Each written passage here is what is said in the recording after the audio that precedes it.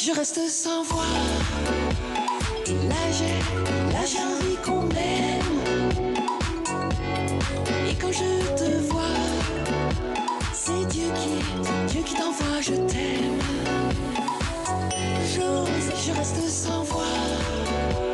Et là j'ai envie qu'on m'aime.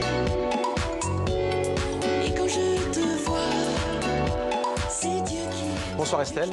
Bonsoir Mohamed. Ravi de vous retrouver. On commence donc avec Mylène Farmer qui fait son grand retour avec un nouvel album. Oui, un nouvel album, je ne pouvais pas passer à côté. Mylène Farmer, c'est un peu la Madonna française et la diva francophone nous revient, vous l'avez dit, avec ce nouvel album, Désobéissance. Elle reste fidèle à son style romantique, chic, gothique. Une pochette signée Jean-Baptiste Mondino. Alors l'album sort ce vendredi 28 septembre.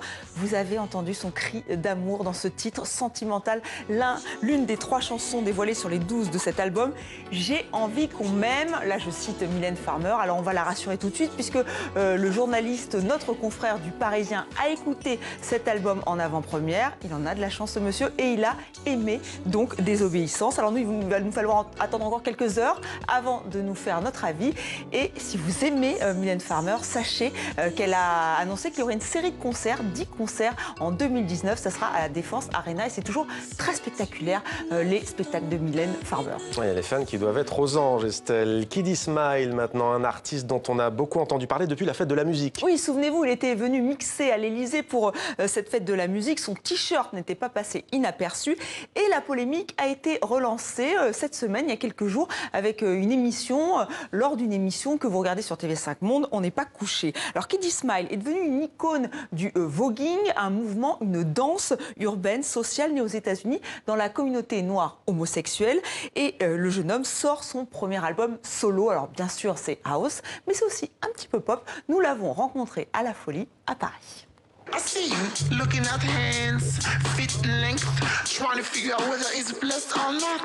Il y a encore quelques mois, Kiddy Smile était inconnu du grand public. Mais sa prestation à l'Élysée, le jour de la fête de la musique, a tout changé.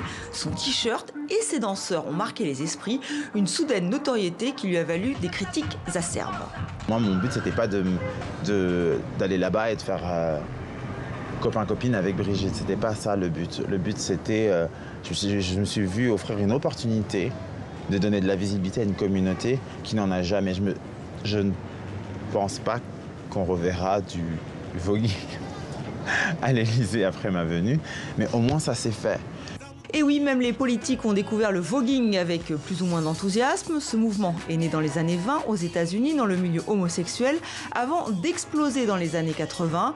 La communauté noire et LGBT s'en empare. Cette danse renvoie aux poses des mannequins sur les podiums, dans les magazines. Madonna l'a popularisé. Kiddy Smile, lui, a découvert ce mouvement un peu par hasard. J'ai vu ces jeunes qui avaient enfin trouvé un espace pour pouvoir exprimer qui ils étaient entièrement. Ils pouvaient exprimer et leur sexualité, et le fait que c'était des jeunes de couleur et le fait que c'était des jeunes de banlieue. Et en fait, c'est ce qui, moi, m'a manqué en grandissant. En toute logique, Kiddy Smile a choisi d'organiser un ball pour présenter son premier album. Comme dans le hip-hop, les vogueurs s'affrontent sur une piste de danse. Mais lui nous parle d'amour dans ses textes. Aujourd'hui, ce qu'il veut, c'est rassembler avec sa musique. Satisfaction guaranteed. You just keep on digging, yeah. C'est sûr qu'il y a un gros ADN house music, musique électronique. J'ai même essayé d'un peu de flirter avec la French touch sur certains morceaux et tout. Mais il y a une vraie dimension pop aussi à ce disque parce qu'il y avait une volonté de parler à plus que des gens qui sortent dans des clubs. Donc il y avait une volonté de construire des chansons.